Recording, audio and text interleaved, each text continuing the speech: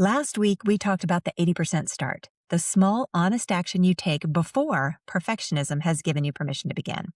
And I'm sure a lot of you noticed something happened after you listened to that episode. I bet something shifted. Something that had been sitting in your draft folder maybe started to feel possible, or that email you hadn't sent, or the thing you hadn't posted, or that conversation that you'd been getting ready to have for the last 6 months. And then for many of you, I bet another voice showed up. The one that says, but I'm still not sure. I don't feel confident enough. Well, that voice isn't a new problem. It's actually the final stage of what I call the conditional living loop. And it sounds very reasonable because it says, I'll move when I feel confident. So today, we're going to dismantle that sentence. Not because confident doesn't matter. It absolutely does. But because you have the sequence backwards. And getting it backwards is one of the most reliable ways to stay stuck exactly where you are.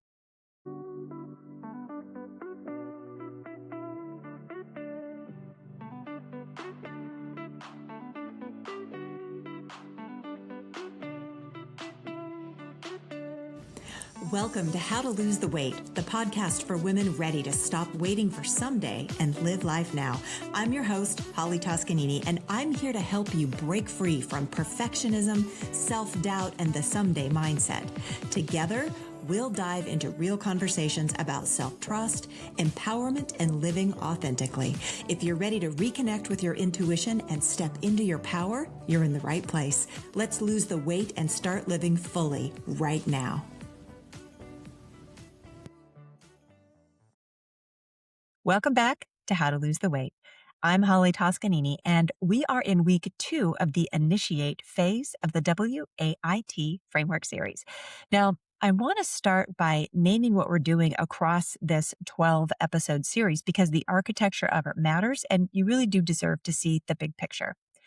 The conditional living loop is the pattern that keeps women waiting, and it moves through 5 stages. First, a condition you set on taking any action. Then a delay while you wait for the condition to be met, and then a disconnection from your original desire, and self-doubt that starts to look like evidence you can't succeed. And then the final stage, more waiting. Specifically, waiting for confidence before you take any action. Each one of these episodes in the Initiate phase interrupts a stage in that loop. Now, last week, the 80% start interrupted the delay stage, the perfectionism that keeps you preparing forever instead of beginning. This week, the courage-confidence sequence interrupts the final stage, the belief that confidence has to arrive before taking action is possible. Because here's the truth that really changes everything. Confidence isn't the beginning of the process. It's actually what grows after you already have proof, and proof only comes from moving or taking action. So let's build that sequence out today. I'm going to walk you through the conditional living loop one more time because seeing the whole picture is what makes this episode so important. The loop begins with a condition. I'll do it when it's perfect. I'll start when I feel ready. I'll be visible when I can do it perfectly. The condition sounds reasonable. It sounds like exactly the kind of thoughtful, responsible behavior that gets good girls rewarded. Then comes the delay. You prepare, you research, you revise, you wait for that condition to be met. Then comes disconnection. You lose touch with the original desire because you've been managing the risk of doing it for so long that the desire itself starts to feel remote and abstract, maybe even not that important anymore. Then comes self-doubt. The delay starts to look like evidence. Maybe I'm not the kind of woman who follows through. Maybe I don't really want it. Maybe I was never capable of achieving it in the first place. The waiting, which was supposed to be preparation, has quietly become proof of your inadequacy. And then comes the final stage, more waiting. This time with a very specific reason. I'll move when I feel confident. And it sounds like the most logical thing in the world. Of course you should feel confident before you take action. Of course you should wait until you're sure. Of course readiness should come before movement. Except that's not how confidence actually works. The confidence isn't a feeling that shows up before evidence exists. It's a conclusion your nervous system draws after you've acted, survived, adjusted, and acted again. It's built from receipts, from the accumulated record of times you moved before you were certain and found out you could handle it. See, waiting for confidence before you act is like waiting for the light to turn green on a road with a stop sign. That green light is never coming. You have to decide to go first. And the action or the decision to go first before the feeling arrives, before certainty is guaranteed, before the outcome is known, that decision isn't confidence. That's courage. Here's the actual order of operations. Not the one most women assume, but the one that actually produces confidence. It begins with courage. Courage is the first self-trusting move you make before confidence has any evidence to stand on. It's not the absence of fear, it's the decision to act in spite of the fear, before the reassurance of a track record even exists. Courage doesn't feel bold. It often feels quiet and a little terrifying.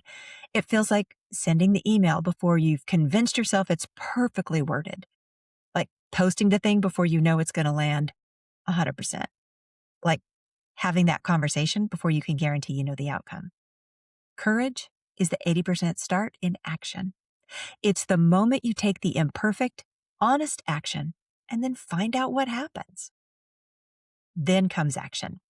Not the idea of action, not the plan for action, the actual thing, the specific, concrete, real-world move that puts something of you out into contact with reality. This is the stage where most women spend years preparing for without ever quite reaching, because the preparation loop is so comfortable and the action stage can feel so exposed. But action is where the information lives. You can't get the information from inside the preparation. You can only get it by doing. Then comes evidence. This is what the action produces, not necessarily a perfect result. The action at 80% is not always going to land exactly as you hoped, but it is evidence that you moved, evidence that you survived, evidence that the thing you were afraid of at the scale you were afraid of it didn't materialize the way your inner critic promised it would. Evidence that you are someone who acts on what she knows, even when the guarantee hasn't arrived yet. Then comes self-trust. Now, self-trust isn't confidence yet.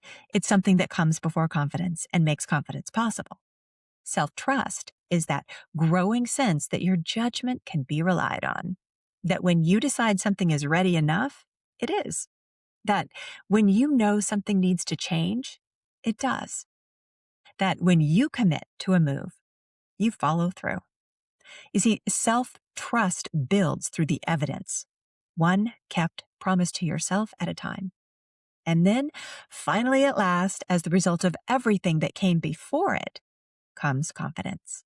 Confidence is the settled feeling that you can handle this, not because nothing's going to go wrong, but because you have accumulated enough evidence that you can navigate whatever comes your way. You have been seen imperfectly, and you survived. You moved before you were certain and found out you were capable all along. You have kept enough promises to yourself that you now have a solid track record. See, confidence isn't the ticket that gets you into the room. It's the receipt you get after you walk in. Courage, action, evidence, self-trust, then confidence. That's the sequence. That is the actual order of operations. And once you see it clearly, you understand it immediately. And you get why waiting for confidence before you act is the one move that guarantees that you're never going to move forward. So here's where I want to make this a little more concrete, because the sequence is only useful if you can actually apply it to your life right now. The most common question I get when I teach the courage confidence sequence is this: how do I know if what I'm feeling is courage or just recklessness? How do I know I'm ready for the 80% action and not just jumping before I've done the necessary work? And it's a good question. And the answer lives in this signals versus spirals filter we covered in episode 116. See, a courageous action has a signal underneath it, a knowing that your intuition provides. It's the thing you keep returning to that keeps coming back with the same quiet consistency. that you've been knowing for some time, even if you've been kind of talking yourself out of it. It might make you nervous, but it doesn't feel like a spiral. It doesn't loop. It doesn't catastrophize. It doesn't generate 100 more questions every time you answer one. Recklessness, on the other hand, tends to come from a spiral. It has a sense of urgency and panic to it. It's reactive rather than responsive. It wants to move fast to escape any discomfort rather than honor a genuine, intuitive knowing. The courageous action asks for one honest step. A reactive action wants to blow everything up. So, the practice for this episode kind of has two parts. Now, the first is identifying your courageous action. Not the grand gesture, mind you, the smallest move that's true to the signal or the intuitive hit you've been getting or hearing. The one thing that if you did it this week would be a real move rather than preparation. Now, for some of you, this is sending something, the email maybe. For some, it's saying something. For some, it's stopping something. It's different for everybody. Whatever it is, it has an intuitive signal underneath it that you have been managing rather than answering. Now, the second part is noticing the evidence after you take action. And this is the piece most people skip, but honestly, it is the most important. After you take that courageous action, something's going to happen. The response you receive, the feeling in your body afterward, the fact of having done the thing at all, these are evidence. So write them down. Even one sentence, a few words, because your inner critic is really good at erasing evidence. It's going to tell you that the action didn't count, that you got lucky, that the next one's going to be so much harder. Your job is to write down what actually happened so that when the inner critic starts arguing with feelings, you got the receipts to point to. That record is how self-trust builds, not through one dramatic action that changes everything, through the steady accumulation of small, honest moves you followed through on, and then took note of. That's how the conditional living loop finally breaks. Not with a thunderbolt, with evidence. Now, the last stage of the conditional living loop is the most, seductive maybe, because it sounds so reasonable. I'll move when I feel confident.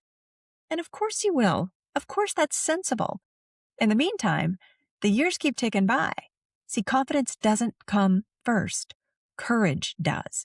Courage is the first self-trusting move you make before confidence has anything to stand on. It is imperfect, and it might make you a little nervous, but it doesn't feel like what you imagined confidence would feel like. And it's exactly the thing that makes confidence possible. Your practice this week is the courage confidence sequence in one small application. Find the courageous action, the signal that you've been managing instead of answering, the one that's been sort of circling around in your head. Take it, not imperfectly, or not perfectly, imperfectly, honestly, at 80%, and then write down what happened afterwards. It could be a couple of words. It could be one sentence, one piece of evidence that you moved and survived, and that the thing that you were afraid of was, at some scale, handleable. That receipt is yours. Your inner critic can't take it back. If you want support in identifying the specific courageous action that interrupts your version of the conditional living loop and turning it into one clear, doable move, the Intuitive Pivot Planner is a free resource built for exactly this task. It's a short, practical guide that helps you move from knowing what you've wanted to do to actually doing something with that knowing. And it does it in a way that your nervous system can manage. You can download it for free. Just head to my website, hollytoscanini.com, and the link will be in the show notes below. Next week, we're going to stay in the initiate phase with episode 120, the micro pivot, the small honest move that changes everything. Because here's what I would really love for you to sit with between now and next week. You don't need to make a dramatic leap to break the conditional living loop cycle. You need the smallest, honest action your nervous system can survive. Not impressive, not life-altering, just survivable and real. The micro pivot is how you make change sustainable instead of spectacular. Next week, we're going to show you exactly what that looks like. Until next time, I'll see you then, and bye for now. Thank you for tuning in to How to Lose the Weight. If you enjoyed today's episode, be sure to subscribe so you never miss a conversation. And if you found value in this episode, I'd love it if you could leave a review. It really helps the show reach more women like you who are ready to step into their power. For more insights and inspiration, follow me on Instagram at Holly Toscanini or visit hollytoscanini.com. Until next time, remember, stop waiting and start living.